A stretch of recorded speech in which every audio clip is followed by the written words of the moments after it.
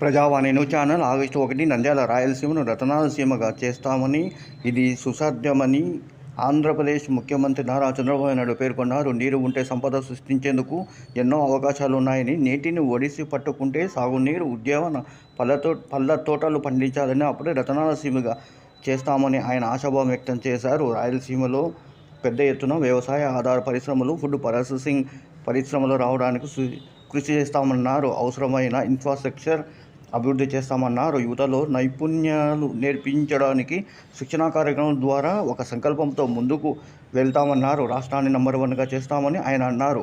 ఆంధ్రప్రదేశ్ ముఖ్యమంత్రి నారా చంద్రబాబు నాయుడు ఆగస్టు 1న శ్రీశైలం పర్యటించిన ఆయన సున్నపేట గ్రామం వాటర్ యూజర్స్ అసోసియేషన్లో ఏర్పాటు చేసిన కార్యక్రమంలో పాల్గొన్నారు. అనంతరం ఏర్పాటు చేసిన కార్యక్రమంలో ఆంధ్రప్రదేశ్ సీఎం ప్రసంగించారు. ఈ కార్యక్రమంలో మంత్రులు ఫరూక్, జనార్దన్ రెడ్డి, నిమ్మల రామనాయుడు, జిల్లా ఎమ్మెల్యేలు, నంద్యాల ఎంపీ, నంద్యాల జిల్లా కలెక్టర్ తదితరులు పాల్గొన్నారు.